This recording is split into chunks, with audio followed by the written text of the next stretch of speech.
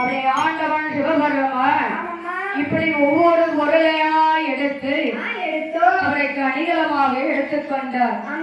பஞ்சாச்சாரம் என்று சொன்னால் நாமல் பூசக்கூடிய விபூதி, அதுதான் பஞ்சாச்சாரம். ஆமா, ருத்ராட்சத்தை தன் கழுத்துல போட்டிருக்காரு மாலையாக. மாலை இன்னைக்கு அவர் அணிந்திருக்கிறது அமிர்தத்துல கிடைத்தது. அதனாலதான் இன்னைக்கு நாம அந்த ருத்ராட்சத்தை அணிகிறோம். இல்லைன்னா நாமெல்லாம் போட முடியாது, எல்லாரும் போட முடியாது. ஆனா ருத்ராட்சத்துக்கு ஒரு மதிப்பு உண்டு. எல்லாரும் போடக்கூடிய ருத்ராட்சம் என்று சொன்னால் ஆண்டவன் சிவனார் அணியக்கூடிய ருத்ராட்சம் மட்டும் எல்லாரும் போடலாம். ஆண் பெண் என்று பாகுபாடு இல்லாமல் போடலாம். மற்ற தெய்வங்கள் அணியக்கூடிய ருத்ராட்சத்தை அணிய முடியாது. என ஒரு முகம், இரண்டு முகம், மூன்று முகம், நாலு முகம், ஐந்து முகம், ஆறு முகம், இப்படி ஒவ்வொரு ருத்ராட்சத்துக்கும் ஒவ்வொரு முகங்கள் இருக்கிறது. இந்த ஆறு முகம் என்று சொன்னால் அந்த ஆறுமுக வேலவனுக்கு ஏற்றது. ஐந்து முகம் என்று சொன்னால் ஆண்டவன் சிவன். அதுதான் இந்த முக ருத்ராட்சி யாருனாலும் அணிவார்கள். எப்பாச்சும் ஐந்து வருது உன் கழுத்துல போட்டு எதுல முகம் இருக்கு? ஒரு முகமா? ஒரு முகம் உனக்கு எப்படி தெரியும்? கம்பியை கொடுத்து போட்டனாலதான் உங்களுக்கு தெரியும். ஒரு முக ருத்ராட்சி இது கிடையாது, கிடையாது. ஆனா நான் பார்க்காம சொல்லட்டுமா, அவன் கழுத்துல நடக்கிறது 4 முக ருத்ராட்சி கிடைக்கு. அதுதான் பிடிச்சு இந்த ஆட்டுதவன இருந்து 4 முகம். எதனா யாரு தெரியுமா? படைக்கப்பட்ட பிரம்மன். ஆமா, பிரம்மனுடைய முகம். பிரம்மன் வேஷப்பட்டவரா? அவர் படைக்கும் தொழில சிறந்தவராச்சு. சொல்லவா வேணாம்? அவரை பத்தி நம்ம சொல்லணும் இல்ல. அது மட்டும் இல்ல, பிரம்மன் நினைச்சாருன்னா தலையெழுத்த மாத்தி விட்டுருவாரு. ஆனா இவனுக்கு எழுத்து கரெக்டா எழுதி கொடுத்துட்டாரு. தலையில எழுதிட்டாரு, தலையில எழுதிட்டாரு, தலையில எழுதி கரெக்டா வச்சிருக்காரு. அதான் தலையெழுத்து மாற மாட்டுக்கு என்ன செய்ய முடியும்? எல்லாம் சொல்லியும் பார்த்தாச்சு, கொண்டும் பார்த்தாச்சு, மாற மாட்டுக்கு. மாறாத காரணம் அவன்கிட்ட இருக்கிற புடிவாதம். எப்படி மாறாத அவன்கிட்ட இருக்கிற புடிவாதம் எல்லாம் மாறிடும், தன்னை போல மாறிடும். போகக்கூடாது அப்படியா? பிரச்சனை இல்லை, கரெக்டா சொல்லிட்டா. பாத்துக்கப்பா, உன்னை பத்தி எனக்கு தெரியல, உன் மருமம் கரெக்டா கண்டு வச்சிருக்கா. மாமா எப்படிங்கிற மருமகளுக்கு தானே கண்டுபிடிக்க முடியும். ஆமா, திரும்பவும் அமிர்தத்தை கடைந்தார்கள். அங்கே அமிர்தம் வரைக்குரிய நேரத்தே அந்த அமிர்தம் யார் கையில எடுத்து தெரியுமா? இடமா தேவையா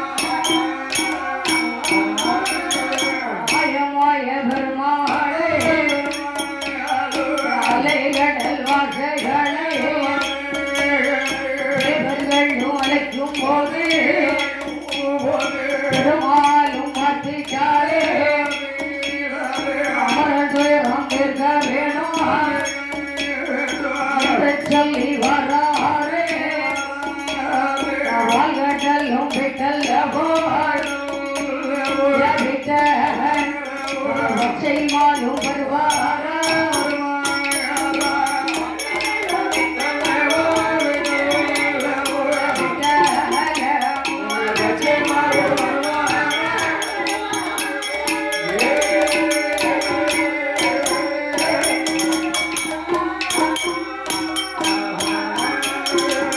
தேவாதி தேவர்கள் எல்லாம் என் அமர்வத்துக்கு சண்டை போடுறாங்க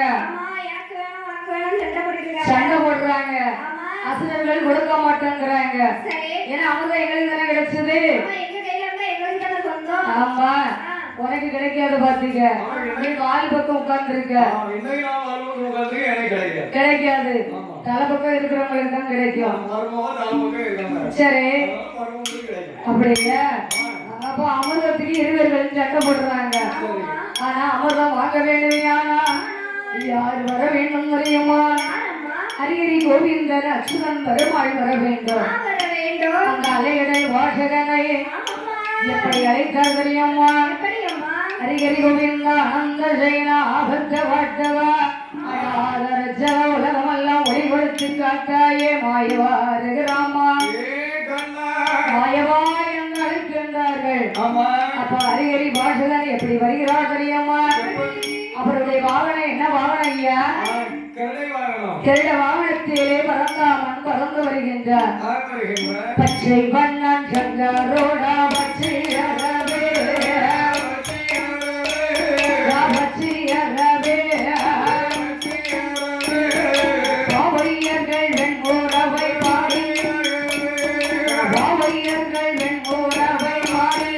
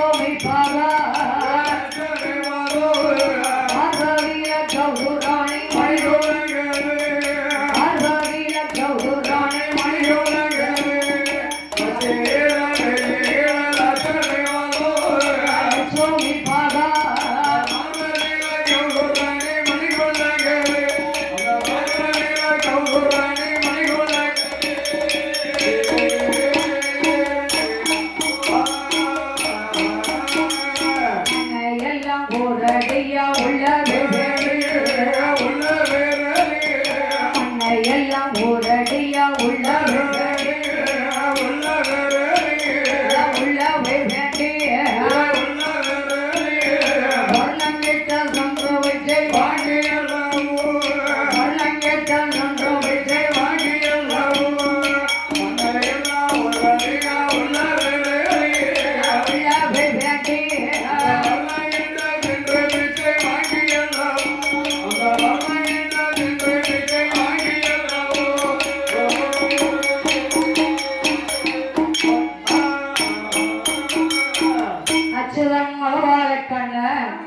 அந்த ஹரிஹரி வாழ்வனாகப்பட்டவர் அந்த தேவ அமிர்தத்தை வாங்க வேண்டுமையானால் இப்படி போனோம்னா தேவ அமிர்தத்தை வாங்க முடியாது.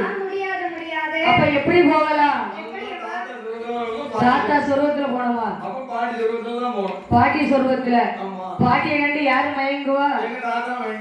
தாத்தா மட்டும்தான் மயங்க முடியும், வேற யாரும் மயங்க முடியும்? அப்புறம் என்ன, இரும தாத்தா பாட்டிலாம் எடுக்காது, இளவட்டமா போகணும். உனக்கு மதிப்பு இல்லை, எனக்கு மதிப்பு கிடையாது. இவங்க வந்து நம்ம எல்லாம் டிக்கெட் வாங்கின செட்டு, அதனால நமக்கு மதிப்பு கிடையாது. ஆமா, இத மாதிரி இலசா இருக்கணும். இலசா இருந்தாத்தான் இனிமே மவுசு கிடைக்கும். தெரிஞ்சுக்கிட்டா? இலசு கண்ணா இலசு, புதுசு கண்ணா புதுசு.